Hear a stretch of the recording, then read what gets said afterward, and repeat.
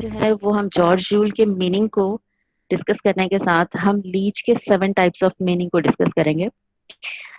जब हम ऑक्टेनल रिचर्ड को डिस्कस करते हैं तो उसकी बुक हमें 1923 में मिलती है, ठीक है, द मीनिंग ऑफ मीनिंग।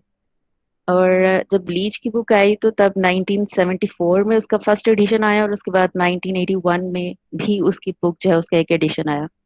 वहां पे उसने 7 टाइप्स ऑफ मीनिंग की बात की, और उसने भी कंसेप्चुअल मीनिंग और एसोसिएटिव मीनिंग पे बात की। लेकिन एसोसिएटिव मीनिंग की 5 सब टाइप्स जो है वो उसने दी, और इसके साथ उसने थमेटिक मीनिंग एक और टाइप थी। तो टोटल मिला के 7 टाइप्स जो है वो उसने मीनिंग की, जो लीच है उसने डिस्कस की, राइट।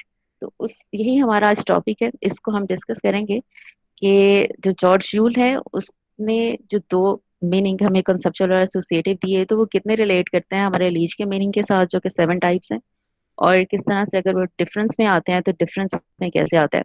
और उसके बाद आने वाले जो रिसर्चर्स हैं, जो कि अभी आप ये कह सकते हैं 21st सेंचुरी के रिसर्चर्स हैं, उन्होंने उन मीनिंग को जो है वो किस तरह लिया और उस पर कैसी रिसर्चेस जो हैं वो भी हमें मिलती हैं, ठीक है। So we'll start from the 7 meanings presented and proposed by Leach. Leach की जो 7 types of meaning है. First is conceptual meaning, second is connotative meaning, third is social meaning, fourth is affective meaning, next is reflected meaning, collocative meaning, and thematic meaning. He talks about the 7 types of meaning, 7 shades of meaning. इसकी जो book है semantics study of meaning के नाम से, तो वहां पे उसने मीनिंग की कम्प्लेक्सिटी पे बात की है कि किस तरह हमारे पास कंसेप्चुअल मीनिंग जो है वो कम्प्लेक्सिटी क्रिएट कर सकते हैं, और अदर टाइप्स ऑफ मीनिंग जो है वो भी कम्प्लेक्सिटी ऑफ मीनिंग के तौर पे हमारे पास आते हैं। अच्छा, सिमेंटिक्स की बात की तो ये सारे जो है वो मीनिंग्स उसने सिमेंटिक पॉइंट ऑफ व्यू से जो है वो डिस्कस किए हैं कि ये सिमेंटिक मीनिंग है। ओवरऑल जो इनकी टर्म है वो सिमेंटिक मीनिंग है, और फर्दर जो है उसको सिमेंटिक को कंसेप्चुअल कैसे जो है वो उसमें डाल देता है, और सिमेंटिक कॉनोटेटिव के साथ कैसे रिलेट करते हैं, और सोशल सिमेंटिक कैसे होते हैं या अफेक्टिव सिमेंटिक कैसे होते हैं।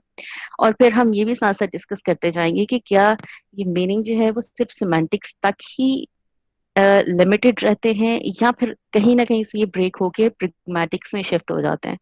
तो हम ये भी साथ साथ जो है वो डिस्कस करते जाएंगे। Well, what is conceptual meaning? Conceptual meaning is logical, cognitive, or denotative content. Like, conceptual meaning is logical. What we think about a word, what we think about an object, what we think about a person. कि logic क्या है? एक चीज में logic होनी चाहिए ना। अगर हम किसी आदमी को आदमी कह रहे हैं, मैन को मैन और वुमेन को वुमेन कह रहे हैं, गर्ल को गर्ल कह रहे हैं, तो उसका एक सिमेटिक फीचर होता है, उसका एक लॉजिक होता है। कॉग्निटिव, ठीक है, जो कि हमारा एक कॉन्सेप्ट बनाता है, हमारे माइंड से रिलेटेड होता है, एक इमेज बनता है हमारे माइंड में। डेनोटेटिव होता है कि हम उसको डिनोट करते हैं चीजों की तरफ, ठीक है, उसका एक रेफरेंस बनता है हमारे माइंड में। और वो रेफरेंस क्या होता है? अगर हम एक मैन की बात करते हैं, मैन है तो वो ह्यूमन है, ठीक है, दैट इज सेमांटिक फीचर। फिर वो मेल है, ठीक है, that is another semantic feature. और वो एनिमेट है, ठीक है, that is another semantic feature. तो मैन की जब हम बात करते हैं तो मैन का एक इमेज जो है वो हमारे जहन में आता है, और उसका रेफरेंस जो है वो हमारे जहन में है, और हम उसको किसी आदमी की तरफ, किसी ह्यूमन की तरफ जो कि मेल है उसकी तरफ रेफर कर सकते हैं, जो कि उसका रेफरेंट बन सकता है। तो ये डिनोट भी हुआ कि हमने उसको डिनोट किया, उसके मीनिंग को जो है, अपने इमेज को, जो भी हमारा वर्ड है, हम सुनते हैं, बोलते हैं, देखते हैं, पढ़ते हैं, वट एवर, जब हम कुछ भी करें, वो वर्ड हमारे सामने आए, हम उसको बोलें या उसको जस्ट देखें, मैन लिखा हुआ कहीं देखें, तो हमारे जहन में उसका इमेज बनता है, उसका एक लॉजिक बनता है। That is conceptual meaning. और कंसेप्चुअल मीनिंग हमेशा जो डिक्शनरी मीनिंग होते हैं उससे रिलेट करते हैं। Next is connotative meaning. what is communicated by virtue of what language refers, what a language refers, that is connotative meaning। एक लैंग्वेज जो है वो क्या रेफर कर रही होती है। अगर एक मैन, मैन एक वर्ड है, ठीक है, उसका कंसेप्चुअल मीनिंग और है, लेकिन मैन की जो एसोसिएटिव जो टर्म्स हैं वो क्या है, वो रेफर जो है वो क्या कर रहा है, ठीक है। Man, what is man? He is powerful, he is authoritative, ठीक है। तो ये एसोसिएशन होती हैं। एक वर्ड जो है ये चीजें रेफर कर रहा होता है। डिक्शनरी में जो है उसके सेमांटिक फीचर और हैं कि वो एक मेल है, ह्यूमन है, ठीक है, लेकिन उसकी एसोसिएशन जो है वो हम उसके कॉनोटेटिव मीनिंग में पढ़ते हैं। फिर आगे सोशल मीनिंग आ जाते हैं। What is communicated of the social circumstances of language. एक लैंग्वेज में सोशल रिलेटेड, सोसाइटी रिलेटेड कौन से कंटेंट्स होते हैं। सोसाइटी रिलेटेड हमारे सोशल रिलेशंस भी हो सकते हैं, हमारे कल्चरल इवेंट्स और आइटम्स भी हो सकते हैं, हमारे डिश नेम भी हो सकते हैं, हमारे रिलीजियस जो है वो आइटम्स भी हो सकते हैं। तो सोसाइटी में लैंग्वेज जो है, जो जो सोसाइटी रिलेटेड कंटेंट्स होते हैं लैंग्वेज में, वर्ड्स होते हैं, वो सोशल मीनिंग जो है वो देते हैं। वो एक सोसाइटी की पहचान होते हैं। ठीक है, एक सोसाइटी की तरफ वो रेफरेंस जो है वो बन रहे होते हैं। तो वो सोशल मीनिंग होते हैं। ये भी उसने लैंग्वेज का पार्ट बनाया कि सेमेंटिक्स का कंटेंट है। फिर इफेक्टिव मीनिंग है, what is communicated of the feelings and attitudes of the speaker through language. कि हम अपनी फीलिंग्स और एटीट्यूड, कोई भी स्पीकर हो, वो फीलिंग्स और एटीट्यूड, आइदर पॉजिटिव फीलिंग्स और एटीट्यूड, नेगेटिव फीलिंग्स और attitude, if he want to convey some meaning in positive or negative form, so he will use the words, negative words for the negative feelings and positive words for the positive feelings. तो जो भी हम words हैं वो simple use करें, जैसे हम बुरे के लिए बैड यूज करेंगे और अच्छे के लिए गुड यूज करेंगे, तो वो हमारा इफेक्टिव मीनिंग में आएगा। इफेक्टिवनेस जो है वो एक वर्ड की और मीनिंग की इसी तरह से चेक की जाएगी कि अगर हम बुरे को बुरे की सेंस में बैड कहें, बैड और इस तरह के जो है वो नेगेटिव वर्ड्स हैं उसके लिए चूज करें, और अच्छा है या किसी को प्रेज करना है तो उसके लिए अच्छे वर्ड्स हैं वो चूज करें। तो ये भी सिमेंटिक्स में आया, उसके लिटरल मीनिंग में आ गया। रिफ्लेक्टेड मीनिंग है तो what is communicated through association with another sense of the same word. कि एक वर्ड जो है वो अदर सेंसेस उसके रिफ्लेक्शन में कैसे आ रहे हैं, उसके रिफ्लेक्टिव मीनिंग जो है वो कैसे बन रहे हैं। एक लफ्ज हमने लिखा और उसका रिफ्लेक्टिव मीनिंग और सेंस जो है वो क्या हमारे पास आया, हमारे तक ट्रांसफर हुआ। Collocative meaning, what is communicated through associations with words which co-occur with another word। कि दो या तीन वर्ड्स जो हैं वो एक साथ अगर हम यूज करते हैं तो किस तरह से वो अपने मीनिंग देते हैं। और कोलोकेट्स, जो कोलोकेट्स होते हैं वो कोलोकेटिव मीनिंग देते हैं। कोलोकेट्स को क्या होते हैं, जैसे हम कंपाउंड्स Two बनाते words हैं, together. या टू वर्ड्स टुगेदर, जब जैसे हम कंपाउंड्स बनाते हैं, वेरी गुड बाहर। तो कंपाउंड्स हमारे और कोलोकेट्स, इन दोनों में हम दो से तीन वर्ड्स जो हैं वो एक साथ यूज करके एक कंपाउंड बनाते हैं या फ्रेज बनाते हैं। ठीक है, अब उनके जो है वो एक मीनिंग सेपरेट आते हैं, लेकिन दोनों में डिफरेंस क्या होता है। कंपाउंड्स जो हैं वो फिक्स्ड एक्सप्रेशंस होते हैं, और कोलोक्वेट्स जो है वो for the limited time, for specific purpose and for the time being, हम जो स्पीकर है, एज अ स्पीकर हम उसको जो है वो अल्फाज को आपस में मिला के लोगों तक मीनिंग जो है वो कन्वे करते हैं। तो ये कोलोक्वेट्स जो है वो चीजें होती हैं जो हम फॉर द टाइम बीइंग आपस में दो लफ्जों को यूज करते हैं, दो से तीन लफ्जों को यूज करते हैं और लोगों तक मीनिंग कन्वे करते हैं। ये ऐसे फिक्स्ड एक्सप्रेशंस नहीं होते हैं जैसे कंपाउंड्स होते हैं, right. Next is thematic meaning. What is communicated by the way in which the message is organized in terms of order and emphasis। के मीनिंग कैसे जो है वो थमेटिक मीनिंग कन्वे किया जाता है कि एक मैसेज की ऑर्गेनाइजेशन कैसे होनी चाहिए। अगर एक पूरा क्लॉज है, आप उसमें कोई इन्फॉर्मेशन कन्वे करना चाह रहे हो, तो क्लॉज में फर्स्ट एलिमेंट होगा और बाकी के एलिमेंट्स हैं वो कैसे होंगे। आपके पूरी क्लॉज के जो कंपोनेंट्स हैं, आपका सब्जेक्ट वर्ब ऑब्जेक्ट है, आपने उसकी जो ऑर्गेनाइजेशन सेट करनी है, उसको ऑर्गेनाइज कैसे करना है और किसको पहले रखना है और किसको बाद। वर्ब तो बीच में ही आएगा, लेकिन सब्जेक्ट और ऑब्जेक्ट में या स्ट्रक्चर को जो है वो आपने किस तरह से डिजाइन करना है कि आप एम्फोसिस दे सको पहले एलिमेंट पे और आप अपने मैसेज को राइटली कन्वे कर सको। ठीक है, तो वो थीमेटिक मीनिंग में आता है। आप इन अदर वर्ड्स ये कह सकते हैं कि आपका थीम जो है वो आपका सेंटेंस का क्लॉज का थीम किस तरह से सेट होना चाहिए कि वो थीमेटिक मीनिंग सही से कन्वे करे। So we will next elaborate each and every kind in detail. First is conceptual meaning. Conceptual meanings cover those basic essential components of meaning which are conveyed by the literal use of a word. They are dictionary meanings. ठीक है, अब conceptual meaning वो है जो dictionary meaning है, जो literal use होता है एक वर्ड का। एक वर्ड को हम डिक्शनरी में देखें तो उसके बारे में जो लिटरली एक रेफरेंस या कॉन्सेप्ट जो है वो दिया गया होता है, उसके कंसेप्चुअल जो है वो मीनिंग है। जैसे नीडल है और man, women and book, four words की एग्जांपल जो है चूज किया मैंने। फर्स्ट नीडल है तो नीडल एक इनएनिमेट ऑब्जेक्ट है। Thin steel sharp, thin sharp steel instrument है। ठीक है, इनएनिमेट है and thin sharp steel instrument है हमारा जो नीडल है। ये उसका डिक्शनरी मीनिंग है नीडल का, कि वो एक इंस्ट्रूमेंट है, और जब हम उसको नीडल का नाम लेते हैं या जब किसी से सुनते हैं तो हमारे जहन में वो नीडल, एक सुई जो आती है, वो एक थिन शार्प स्टील इंस्ट्रूमेंट ही आती है। ठीक है, वो हमारे जहन में एक रेफरेंस बन रहा है उस चीज का, कि वो एक थिन शार्प स्टील स्टील का इंस्ट्रूमेंट है। वो नीडल जो कि जिससे हम कपड़े सीते हैं, या जिससे जो है वो हम इंजेक्शन के तो आगे जो सिरिंज के आगे जो है उसको यूज करते हैं, लेकिन वो एक ऑब्जेक्ट है, एक इनएनिमेट ऑब्जेक्ट है जो कि एक स्टील से बना है, थिन है और शार्प है। ये हमारे जहन में उसका रेफरेंस है। बाकी मैन है, मैन क्या होता है? मैन एनिमेट होते हैं, मेल होते हैं और एडल्ट होते हैं। ये उसके सिमेंटिक फीचर हैं, और सिमेंटिक फीचर जो है वो उसके लिटरल मीनिंग को डिटरमिन करते हैं और उसकी कंसेप्चुअल मीनिंग को डिटरमिन करते हैं। ठीक है, ये सारे जो टर्म्स है ना, ये सिनोनिमस हैं। Reference, reference, conceptual, concept and literal and dictionary meaning, ये सारी जो है वो टर्म्स, एंड डेनोटेटिव, ये सारी जो है वो सिनोनिमस टर्म्स है। Next is women. Women animate है, फीमेल है, एडल्ट है। ठीक है, ये क्योंकि वुमेन को अगर आप डिक्शनरी में चेक करेंगे तो वो वहां पे भी यही लिखा होगा कि ह्यूमन है, एनिमेट है, फीमेल है, एडल्ट है।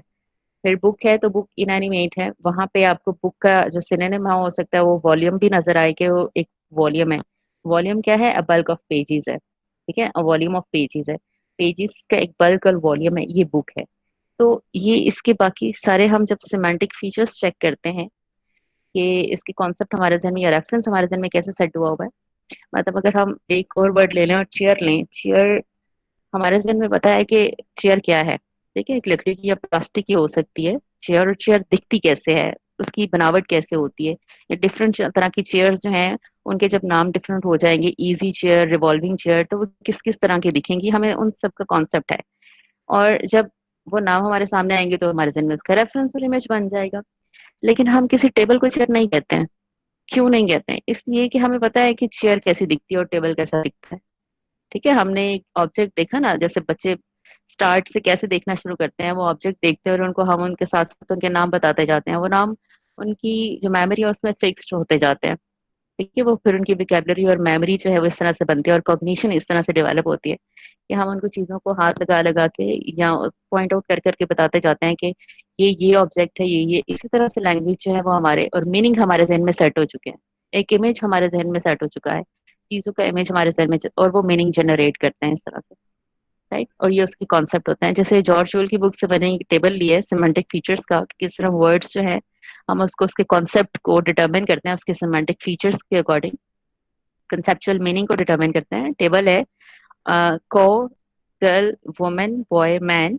टेबल एनिमेट है, हम चेक करेंगे कि टेबल एनिमेट, ह्यूमन, मेल और एडल्ट, इन चार में से टेबल की कौन सा सिमेंटिक फीचर है। तो सब माइनस में जा रहे हैं, मतलब इन चार में से कोई भी इसका सिमेंटिक फीचर नहीं है।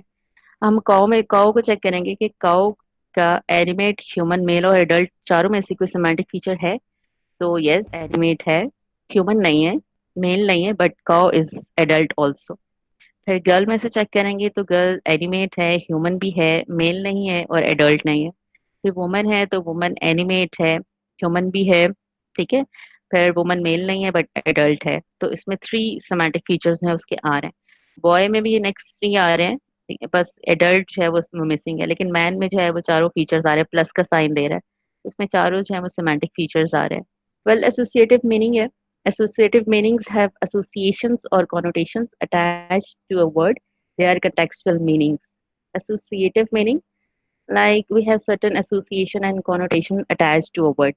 अब हमने पहले उसके वर्ड्स के कॉन्सेप्ट तो देखे, अब हम उनके कॉन्सेप्ट को छोड़ के उनकी एसोसिएशन वर्ड्स की देखेंगे कि किस तरह से लोगों ने उसके साथ जो है वो एक कॉमन एसोसिएशन रखी है, और डिफरेंट डिफरेंट एसोसिएशंस जो हैं वो भी रख सकते हैं।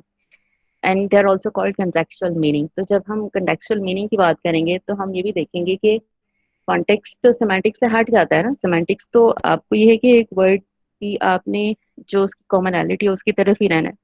जब कॉन्टेक्स्ट की बात आई जाएगी तो वो स्पीकर मीनिंग भी हो जाएंगे और स्पेसिफिक भी बन जाएंगे, तो किस तरह कॉन्टेक्स्ट के साथ भी अटैच होते हैं ये। एसोसिएटिव मीनिंग की 5 सब टाइप्स हैं जो कि लीच ने जो है वो हमें दी है, इसको हम डिटेल में डिस्कस करेंगे। First sub type is connotative meaning. Connotative meaning में needle, needle stands for pain, and it is used for stitching, and it is used for injection, and it is also used for embroidery के लिए भी use करते हैं। तो needle जो है वो ये इसकी कॉमन एसोसिएशंस हैं। और इसको हम सेमेंटिक कैटेगरी में डालते हैं। कॉमन एसोसिएशंस क्या है, मतलब हम टेक्निकली सारी जो ओवरऑल कम्युनिटी है, एक वर्ड कम्युनिटी है या वर्ड लेवल पे इसको जस्टिफाई कर सकते हैं कि needle that is meant for pain. ठीक है, क्योंकि नीडल जो है जब किसी को चबोई जाती है या लगाई जाती है या यूज की जाती है तो ये पेन से रिलेटेड है। ठीक है, ये प्लेजर से रिलेटेड नहीं है। ठीक है, तो पेन से रिलेटेड है, ये इसकी एक एसोसिएशन है, ये इसका एक मीनिंग है। और ये चूंकि सिलाई के लिए यूज की जाती है, ठीक है, या इंजेक्शन में यूज की जाती है, तो ये भी एक कॉमन एसोसिएशन है जो दुनिया के सारे लोगों को पता है। तो हम इसको सिमेंटिक कंटेंट में डाल देते हैं। लेकिन यहाँ पे जो कॉनोटेटिव मीनिंग है ना, अगर हम नीडल को एक मेटाफोरिकल टर्म दे देंगे और एक मेटाफोरिकल यूज कर देंगे इसका, और सेंटेंस बना देंगे दैट ही और she is as sharp as a needle. ठीक है, तो वहां पे हमने उसको नीडल को जो है वो एक मेटाफोरिकल यूज दे दिया ना, एक मेटाफर बना दिया। तो वहां पे फिर जो है वो प्रैग्मेटिक की तरफ जो है वो ट्रैवल कर जाते हैं मीनिंग। तो कॉनोटेटिव मीनिंग जो है, जब हम उसकी एक कॉमन एसोसिएशन चेक करेंगे जो कि सबको पता है, और जो सब जो है वो उस पे एग्री हैं करते हैं, उस टेक्निकल टर्म है जो कि सबको पता है, टेक्निकल एसोसिएशन है, तो फिर तो वो सिमेंटिक कंटेंट में रहती है। लेकिन जब वो स्पीकर स्पेसिफिक कॉन्टेक्स्ट में अपनी मर्जी से यूज करता है, उसको एक मेटाफर बना देता है, उसको एक सिमिली बना देता है, या उसको कोई और फिगर ऑफ स्पीच जो है वो बना देता है, तो वो फिर उसका प्रैग्मेटिक्स में ट्रेवल कर जाता है मीनिंग। फिर जैसे मैन है, तो मैन का सबको पता है कि man is meant to be powerful and authoritative. ठीक है, और वुमेन जो है वो डेलिकेट और सबमिसिव समझी जाती हैं। तो सब अब जहाँ पे भी जिस कम्युनिटी में भी आप पूछेंगे, तो यही कॉन्सेप्ट है। सारी सोसाइटीज ही मेल डोमिनेंट है, और वुमेन जो है वो डेलिकेट और सबमिसिव और इमोशनल जो है वो इस तरह की एसोसिएशंस के साथ जानी जाती हैं।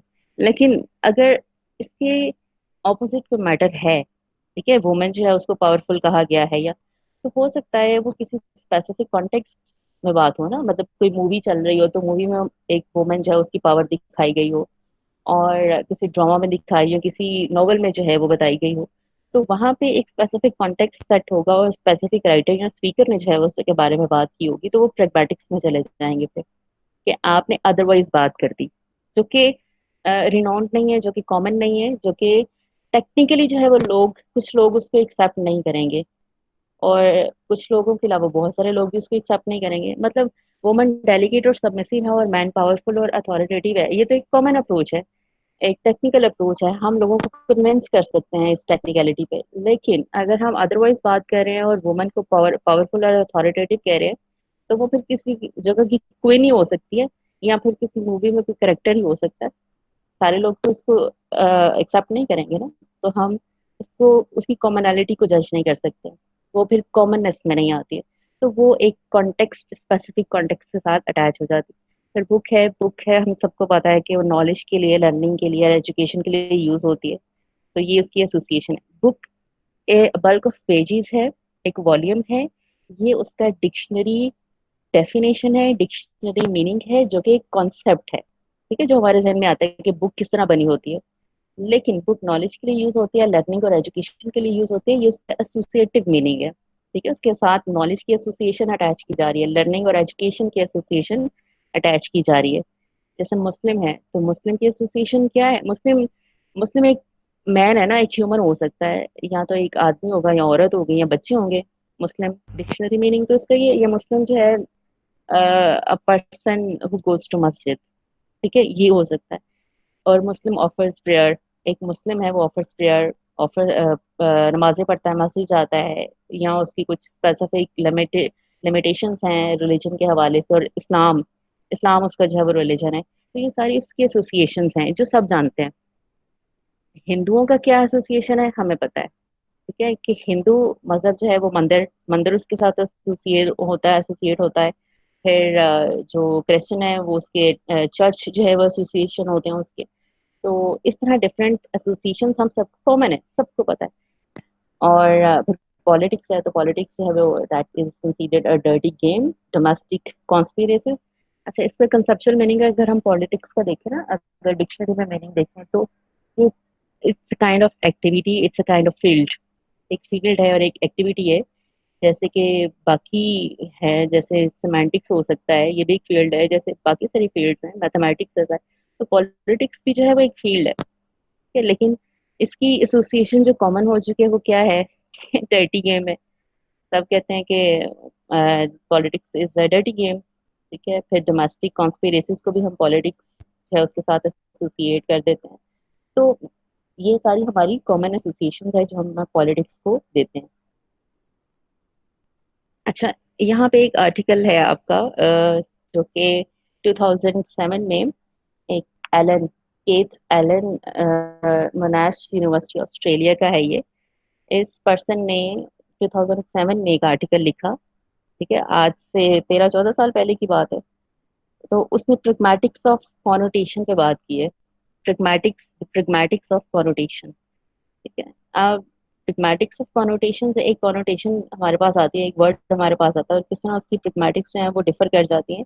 बड़ी अच्छी रिसर्च है उसकी, और ये पेपर मुझे मिला है। ये वैसे ऑनलाइन जो है वो फ्रीली अवेलेबल नहीं है, लेकिन मैंने इसको थ्रू माय ओन रिसोर्सेज को सर्च आउट किया है, तो मैं आपको सेंड कर दूँगी, ये पेपर पढ़िएगा। That is fantastic. ये बहुत अच्छा पेपर है कि वहाँ पे बेस्ट, क्योंकि ये सारे जो हम टाइप्स डिस्कस कर रहे हैं ना, सिमेंटिक्स पॉइंट ऑफ व्यू से डिस्कस कर रहे हैं। लेकिन उसके साथ साथ मैं इसका कंपैरिजन जो है वो करती जा रही हूँ, ताकि आपको पता चले कि कहाँ से आपकी कॉनोटेटिव मीनिंग जो है वो अपनी एसोसिएशन सिमेंटिक्स से हटा के फिर प्रिग्मेटिक्स में एंटर हो जाते हैं, ठीक है। वहां से मीनिंग ब्रेक कर जाते हैं, आपके मीनिंग सिमेंटिक्स टू प्रिग्मेटिक्स चले जाते हैं। फिर कोलोकेटिव मीनिंग है नेक्स्ट सब टाइप इज कोलोकेटिव मीनिंग, ठीक है। इसकी एसोसिएशन जो कैसे आती है, जैसे हम दो वर्ड्स हमने मिलाए, हैवी न्यूज और हैवी न्यूज, उसका मीनिंग है पीस ऑफ सैड न्यूज। तो हम अगर हम हैवी न्यूज को देखें तो ये कंपाउंड नहीं दिख रहा हमारा, ये ऐसा फिक्स्ड वर्ड नहीं है कि जो मिलके कोई नई न्यू कोई न्यू वर्ड बनाए, जैसे फुटबॉल है या लिपस्टिक है, तो वो दो वर्ड्स मिलके एक नया वर्ड जो है वो किसी चीज का नाम जो वो बना रहे हैं। जैसे लिपस्टिक है तो दो वर्ड्स मिलके वो एक एक चीज का, एक आइटम का नेम बना रहे हैं, और फुटबॉल है तो वो भी दो वर्ड्स मिलके एक आइटम का नेम बना रहे हैं। तो हैवी न्यूज जो है वो उसके मीनिंग अभी सेपरेट ही रहे, ये ऐसे ही है कि जैसे हमने एक नाउन के साथ एक एडजेक्टिव यूज कर लिया, ठीक है। आगे अगर आप देखें कि सैड न्यूज, तो सैड न्यूज भी कोलोकेट हो सकता है ना, ये भी कोलोकेटिव मीनिंग में आ सकता है। फिर हैवी स्केजुअल है या टाइट स्केजुअल है, तो ये दोनों जो है वो इसमें कोलोकेटिव मीनिंग एडजस्ट कर रहे हैं। तो फास्ट कलर है, the colour that does not fade, तो ये भी कोलोकेट्स है आपके। फिर फास्ट फ्रेंड है, a reliable friend, and the fast woman, lady of easy you virtue. तो ये सारे आपके जो है वो कोलोकेट्स हैं, जो लिमिटेड टाइम के लिए आपके जो पर्पस है उसके लिए जो वापस में मिलते हैं वर्ड्स, और ये मीनिंग जनरेट करते हैं, ठीक है। अब हैवी न्यूज, अब ये भी देखिए कि कोलोकेट्स के मीनिंग जनरेट कैसे हो रहे हैं। न्यूज हैवी का जो कंसेप्चुअल मीनिंग है, जो डिक्शनरी मीनिंग है, that is different, right. Heavy का मतलब है समथिंग दैट हैज वेट, जिसका वेट हो। यहाँ पे हमने हैवी को जब न्यूज के साथ अटैच किया तो वो सैड न्यूज के मीनिंग में आ गया, ठीक है। अब हैवी स्केजुअल भी ऐसे ही है, वो स्केजुअल वो इतना हैवी नहीं है कि हम उसको उठा नहीं सकते, ये उसका वेट है, बल्कि वो हैवी स्केजुअल है कि वो टाइट स्केजुअल है। इस तरह कलर जो है वो फास्ट कलर, वो कलर फास्ट या स्लो नहीं हो सकता, बल्कि वो colour that is a very bright colour और शाइनी कलर, तो उसको उसमें डाल दिया हमने। तो ऐसे हमने बीच में वर्ड्स जो हैं वो इसमें मिला दिए, जो कि अपने मीनिंग एसोसिएट कर रहे हैं दूसरे वर्ड्स के साथ, ठीक है। ये एसोसिएटिव कोलोकेट तो है ही, दो वर्ड्स मिले हुए हैं, लेकिन इनके मीनिंग एसोसिएटिव मीनिंग में आ रहे हैं। Next is social meaning. Social meaning को हमने कैसे देखा है, जैसे मदर है और मॉम है और मामा है, तो ये स्पेसिफिक सोसाइटी में यूज हो रहे हैं वर्ड्स। हम अपनी अगर सोसाइटी की बात करें जिसमें हम इंग्लिश लैंग्वेज यूज करते हैं, तो उसमें भी कम्युनिटी वाइज जो है वो डिफरेंस आ जाता है। सारी की सारी कम्युनिटीज हैं वो हमारी, जैसे कम्युनिटीज कैसे हैं हमारी सोसाइटी में, एक हायर क्लास है, फिर एक मिडिल क्लास है, फिर एक लोअर मिडिल क्लास है, और एक बिल्कुल लोअर क्लास है। तो उसमें अगर हम देखें तो उसमें कुछ लोग मदर ही यूज करेंगे, या कुछ मम्मा बोल देंगे। मॉम जो है वो कम को बहुत कम बोलते हैं। और नेक्स्ट आप इस तरह फादर और पापा और डैडी देख लें, तो पापा जो है वो ज़्यादा हम यूज़ करते हैं बहुत सारी कम्युनिटीज़ में अपनी। लेकिन डैडी का यूज जो है वो बहुत कम है।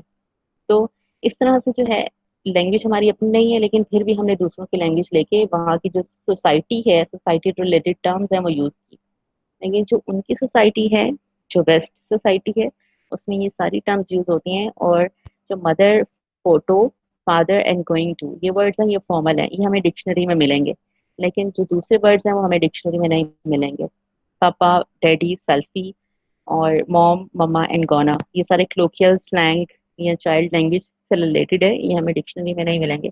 तो ये मीनिंग, ये एसोसिएट कर रहे हैं, एसोसिएटिव मीनिंग, आपस में एक दूसरे के मीनिंग जो है वो एसोसिएट कर रहे हैं।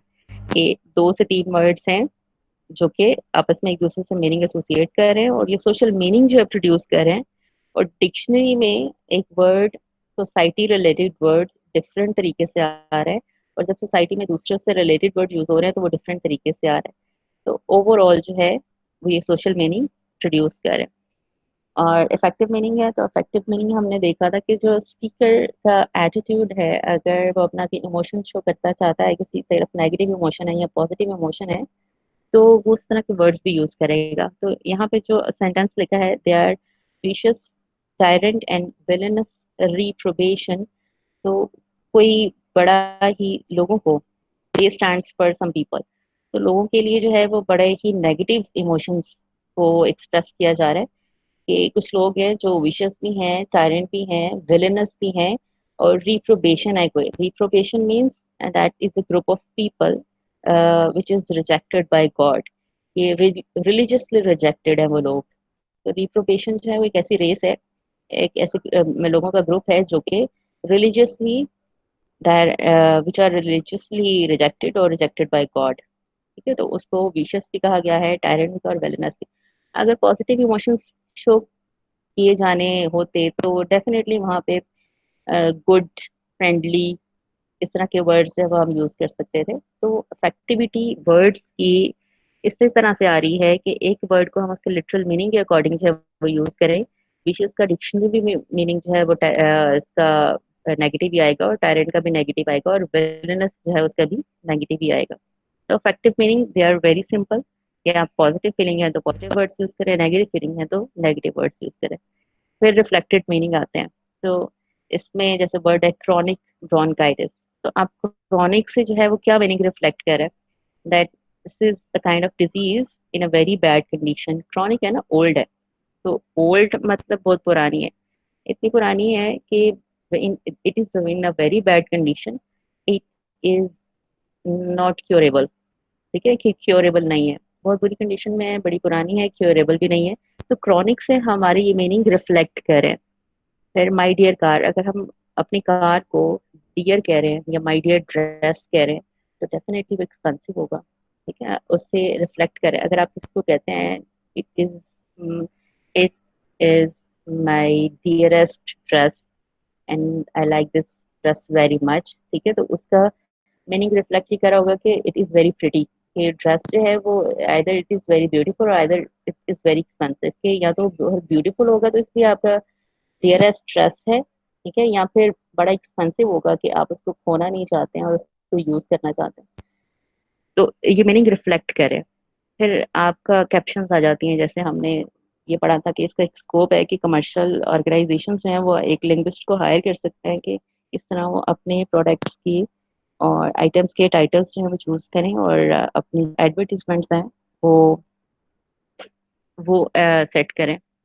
तो एक आपका कैप्शन है जैसे आयरिश स्प्रिंग डिओड्रेंट सोप, तो यहाँ पे आप देखिए इसका मीनिंग क्या रिफ्लेक्ट हो रहा है कि वो Irish, Irish means it is an Irish soap. फिर है कि आपका स्प्रिंग है, it is used in spring not in autumn और winter season. And it is also deodorant, deodorant होता है to a scent that removes bad odour. ठीक है, जो कि आपकी जो बॉडी से आने वाली जो बैड अडोर है उसको रिमूव करती है। और सोप है तो वो सोप शेप में है, ठीक है, एक साबुन सा बना हुआ है, एक टिकिया सी बनी हुई होगी, वो कोई लिक्विड शेप में नहीं होगा। तो सोप से आपके ये मीनिंग जो है वो रिफ्लेक्ट हो रहा है। तो इसकी स्पेशलिटी देखें, to remove bad odour in spring season. तो ये नेम पढ़ के ही आपको पता चल जाता है कि ये नेम ही इसका रिफ्लेक्ट कर रहा है मीनिंग को, कि आप इसको क्यों खरीदेंगे। क्यों? क्योंकि स्प्रिंग सीजन है, ठीक है, और आपको जो है वो you have to remove your bad odour. तो आपने ये पढ़ा कि एक डिओड्रेंट है और सोप है, and you want to use soap, you don't want to use any liquid. तो आपने फिर इसको, इसके नाम पढ़ के, इसके फीचर्स जो हैं पढ़ के, जो रिफ्लेक्ट कर रहे हैं ये मीनिंग, उससे इसको परचेज कर लिया है। जस्टा साल्टाइन क्रैकर्स हैं, तो उसकी क्या स्पेशलिटी है? सॉल्टी थिन लेयर्ड, कि वो साल्टाइन सॉल्टी है, एंड क्रैकर्स जो हैं वो thin layered. These are kind of biscuit with thin layer, ठीक है, नॉट थिक लेयर, मतलब मोटे बिस्किट नहीं है। You want to purchase thin layered biscuit, कि आप ऐसे बिस्किट परचेज करना चाह रहे हो जो कि थिन लेयर्ड हो, पतले पतले हो, ठीक है। आप स्पेसिफिक किसी बेबी के लिए उसको परचेज करना चाह रहे हैं या समथिंग एल्स, तो आप उसको क्रैकर्स समझते ही, क्रैकर्स देखते ही आपको पता चल गया कि वो थिन लेयर्ड होंगे, ठीक है, पतले पतले होंगे, राइट। तो इस तरह मीनिंग रिफ्लेक्ट करते हैं। अच्छा, एक बड़े मजे की एग्जाम्पल जो है वो, एक बच्ची ने मुझसे पूछा, उसने कहा कि मैम यहाँ पे जैसे हम डिफरेंट शॉप्स पे जाएं तो वहां पे लिखा होगा बेबी सेल, एक कैप्शन लगा हुआ है, फॉर एग्जाम्पल एक शॉप पे बेबी सेल, तो वो क्या रिफ्लेक्ट कर रहा है? अच्छा, वो बेबी सेल जो है ना, आप उसमें अब सिर्फ एक रिफ्लेक्शन नहीं आ रहा, उसमें दो कॉन्टेक्स्ट बन रहे हैं, उसके दो रिफ्लेक्शंस आ रहे हैं। वो कैसे? Either babies are on sale और babies clothes are on sale. फिर उन्होंने ये भी स्पेसिफिक नहीं है, बेबी की तो बहुत सारी चीजें होती है ना, बेबी के शूज भी होते हैं, बेबी के क्लॉथ्स भी होते हैं, उसके गारमेंट्स भी होते हैं, तो वो या एक्सेसरीज होती हैं। तो उसने वो भी स्पेसिफिक नहीं किया कि टाइटल भी रिफ्लेक्ट करते हैं, सिर्फ हमारी ये चीजों के ऊपर टाइटल नहीं, बल्कि हमारे जो ड्रामास के टाइटल वो भी रिफ्लेक्ट करते हैं। अभी ये जो ड्रामास चल रहे हैं हमारे, उसमें अगर वो जलन जलन ड्रामा है या गलती ड्रामा था, तो वो चीजें रिफ्लेक्ट करी हैं बीच में, हमें टाइटल से ही पता चल जाता है कि ये ड्रामा जो है वो आगे जाके ट्रेजेडी होने वाला है या ये कॉमेडी होगा या क्या होगा, ठीक है। तो इस तरह से वो एडजस्ट करते हैं टाइटल। फिर अगर कोई ना एडजस्ट करे, रिफ्लेक्ट ना करे वो मीनिंग, तो हम कहते हैं ड्रामे का टाइटल तो कुछ और था लेकिन अंदर जो है वो कुछ और ही इन्होंने बनाया हुआ है, या मूवी जो है वो उसके टाइटल कुछ और था, अंदर कुछ और। तो वहां पे फिर हम उस चीज को एडमायर नहीं करते हैं। आपका एक एक टाइटल, एक वर्ड या उसके टाइटल के अगर तीन या चार भी वर्ड्स हैं या 10 भी वर्ड्स हैं, तो वो आपका एक ओवरऑल कॉन्टेक्स्ट और मीनिंग ही रिफ्लेक्ट कर रहे होता है ना, कि आपको इस चीज में क्या मिलेगा। किताब का एक टाइटल है तो वो उसके मीनिंग रिफ्लेक्ट करेंगे कि इस बुक में आपको किस तरह की चीज मिलेगी, ठीक है। जब आप खाने पकाने की बुक है तो उसमें आप जो है वो किचन किचन या रिलेटेड टू किचन आइटम्स आप उसका टाइटल रखते हो, तो उसका मतलब है कि वो बुक में आपके सारे खाने की रेसिपीज हैं, तो वो मीनिंग रिफ्लेक्ट कर देते हैं इस तरह से। थीमेटिक मीनिंग जो है, पहले उसको हम डिस्कस करते हैं। Thematic meaning, discuss something about the theme. Theme क्या होता है? अब जो पहले हम थीम पढ़ते रहे हैं, जैसे जानते हैं हम, जो सिमेंटिक रूल्स में आते हैं, वो थीम वो था जो कि पेशेंट भी उसको कहा जाता है और वो एक्शन को रिसीव करता है। Theme is the receiver of action. फिर थीम को हैलिडे ने भी डिस्कस किया। हैलिडे ने इसको कैसे डिस्कस किया? एसएफएल में, सिस्टमिक फंक्शनल ग्रामर ने, उस एसएफएल में हैलिडे ने इसको डिस्कस किया कि theme is the starting element of your clause. Clause जैसी भी हो तो स्टार्टिंग एलिमेंट, स्टार्ट के जो भी आपका वर्ब से पहले, वर्ब जो है उससे पहले जो आपका सब्जेक्ट लगा होगा, चाहे उसके एक वर्ड हो, दो हो या तीन हो, वो सारे आपके थीम में आएंगे। That you are using a particular theme to start your message, to start your information, and the start of your message is the emphasis of your message। कि आप एक चीज को स्टार्ट पे इसलिए यूज कर रहे हो that you want to emphasize that thing, कि उस थिंग को, उस मैसेज को, इन्फॉर्मेशन को आप एम्फेसिस देना चाह रहे हो, और एम्फेसिस देने के लिए आपने अपने मैसेज को ऐसे ऑर्गेनाइज किया कि उसको स्टार्ट पे ले आए हो, तो उसको थीम कह दिया। अब ये भी कुछ ऐसे ही थीमेटिक मीनिंग जो लीच ने बयान की वो भी ऐसे। ट्रूथ कंडीशन एक फिक्रे की ऐसे चेक करते हैं, जैसे हमें पता है कि I, I stands for a person, ठीक है। Person can read, person can read, तो इसकी ट्रूथ कंडीशन है कि इन दोनों के मीनिंग जो है वो रिलेट कर गए। फिर a person can read and he reads a book और he has not read a book, ठीक है। तो बुक जो है उसको रीड किया जाता है, इन दोनों की मीनिंग जो है वो भी रिलेट कर गए, और इसको कोई इंसान ही रीड कर सकता है, ये मीनिंग भी रिलेट कर गए। तो इसकी इस तरह हमने इसकी ट्रूथ कंडीशन चेक की। अगर मैं आपको सेंटेंस बोलूं और यहाँ पे मैं बुक की बजाय पेन लगा दूं, कि I have not read this pen, तो उसकी ट्रूथ कंडीशन गलत हो जाएगी, क्योंकि जो क्योंकि रीड मैम है ना उसके वो सिमेंटिक पेन को फीचर्स एसोसिएशन नहीं, डिफरेंट है। एग्जैक्टली जो रीड है वो उसका पेन का सिमेंटिक फीचर नहीं है, रीड के मीनिंग पेन के साथ रिलेट नहीं किए जा सकते, तो इसलिए फिर उसकी ट्रूथ कंडीशन गलत हो जाएगी।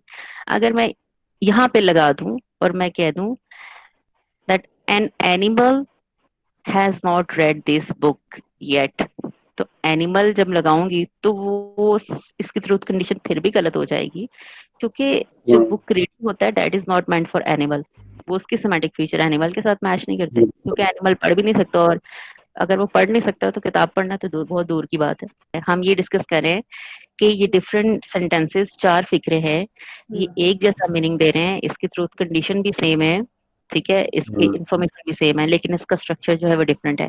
और स्ट्रक्चर जो है वो डिफरेंट इस वजह से है कि उन्होंने पहले आई को थीम बनाया है जो वर्ब से पहला है, फिर दिस बुक और आई को थीम बनाया है, इसको थीमेटिक पोजीशन पे लाए हैं, और फिर इट को थीम बनाया है, और फिर यहाँ पे आके दिस बुक को थीम बनाया है।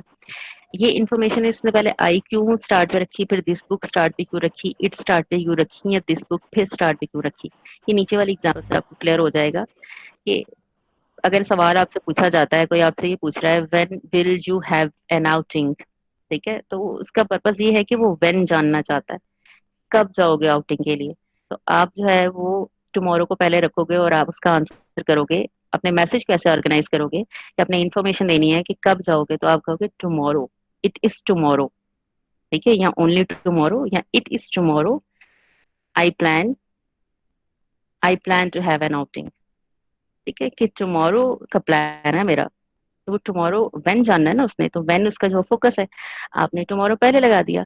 अगले सेंटेंस में जो है वो आपने टुमारो पहले नहीं लगाया, क्यों, क्योंकि जो आपसे इंफॉर्मेशन मांगी जा रही है वो व्हाट की है, what will you do tomorrow, tomorrow तो उसको ऑलरेडी पता ही है ना कि टुमारो जा रहा है, लेकिन टुमारो उसको पता है कि टुमारो कुछ होने वाला है, लेकिन अब उसको ये नहीं पता कि क्या होने वाला है, तो वो वर्ड पे फोकस है उसका, और आपने वर्ड को उसकी इन्फॉर्मेशन प्रोवाइड करने के लिए, आपने एम्फोसिस देने के लिए टुमारो को इम्पोर्टेंस नहीं दी, उसको एम्फोसाइज नहीं किया और उसको एंड पे ले गए, क्योंकि वो अब इतनी नेसेसरी इन्फॉर्मेशन नहीं रही, और आपने लिखा कि I plan to have an outing tomorrow.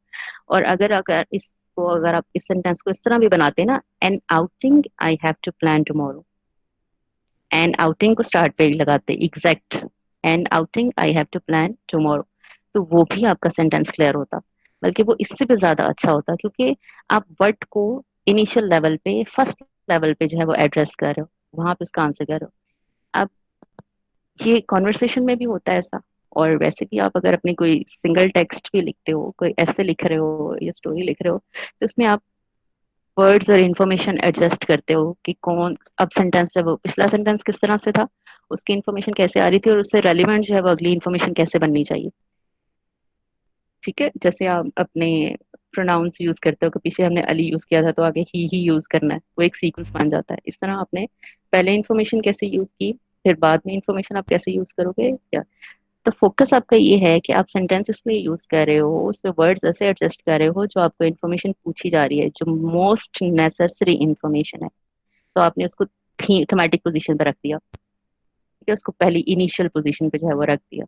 अब इनके भी क्वेश्चन सेट करने, ठीक है, तो इसका क्वेश्चन ये हो सकता है, who has not read this book yet, तो आई पहले लगा है, आई पे स्ट्रेस है, आई have not read this book yet, पूछ रहा है कि कौन, किसने अभी किताब नहीं पढ़ी है, तो वो उसका है कि मैंने अभी तक किताब नहीं पढ़ी है, तो फिर दूसरे में उसका क्वेश्चन ये हो सकता है, फोकस उस दिस बुक उसने इससे पहले लगाया है, ऑब्जेक्ट उठा के पहले लगा दिया है, क्योंकि इसका हो सकता है ना कि इन्फॉर्मेशन उसको ये देनी हो that what has not been read by you, कि क्या चीज अभी तक तुमने नहीं पढ़ी है, तो आपने उसको कहा this book I have not red, ये वाली किताब है जो अभी तक मैंने नहीं पढ़ी है, फिर आपसे जो है वो इन्फॉर्मेशन किसी और तरह से मांगी जा रही हो, तो आपने इट का सहारा ले लिया, और नीचे जो है वो आप उसको पैसिवाइज कंस्ट्रक्शन में ले आए, ठीक है, अगर यहाँ पे इसको बाय बी को खत्म कर दें, तो इसका ये भी मतलब होता है कि आप अपनी इंफॉर्मेशन में एजेंट को एक्सप्रेस नहीं करना चाह रहे हो, आप एजेंट को हाइड करना चाह रहे हो,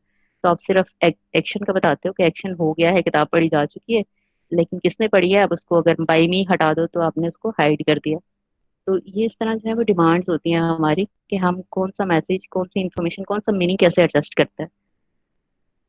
सेंटेंस का स्ट्रक्चर जो है एम ही चेंज करने का कोई मतलब तो होना चाहिए ना, कि हम डिफरेंट स्ट्रक्चर्स हैं वो क्यों बनाते हैं सेंटेंसेस के, मीनिंग सेम होता है, हम क्यों डिफरेंट स्ट्रक्चर्स बनाते हैं, हम एक्टिव टू पैसिव वॉइस क्यों बनाते हैं, हम अपने जो एडवर्ब्स हैं उनकी पोजीशंस क्यों चेंज करते हैं, हम एडवर्बियल फ्रेजेस जो है बीच में, जैसे इन द मॉर्निंग स्टार्ट पे भी आता है और इन द मॉर्निंग एंड पे भी आता है, तो हम क्यों इनकी पोजीशंस चेंज करते हैं।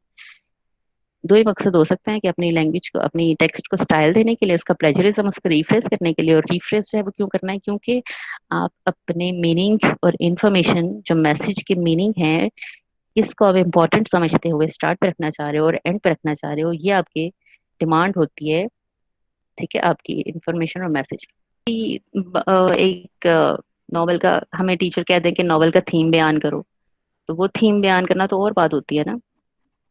और अगर वैसे हम सेमेंटिक रोल्स में थीम की बात करेंगे तो वो अलग थीम आएगा, वो आगे जाके जब सेमेंटिक रोल्स पढ़ेंगे तो उसमें थीम की बात आएगी।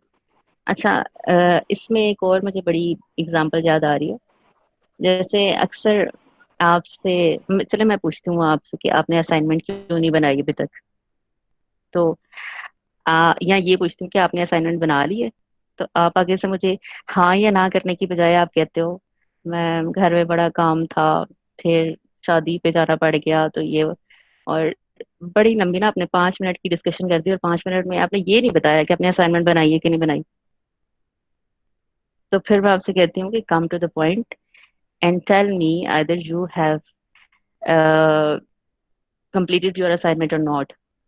अब मैं आपसे कुछ पूछ रही हूँ तो आपको अपना आंसर किस तरह से सेट करना है, आपको आंसर सेट करना है no ma'am, I have not completed my assignment yet because, और बिकॉज के बाद आपकी रीजंस आएंगी, ठीक है। लेकिन अगर आप रीजंस पहले दोगे और अपना आंसर नहीं दोगे, तो इसका मतलब है कि आप अपने मैसेज को, अपने इंफॉर्मेशन को, वो मिसलीडिंग हो जाती है।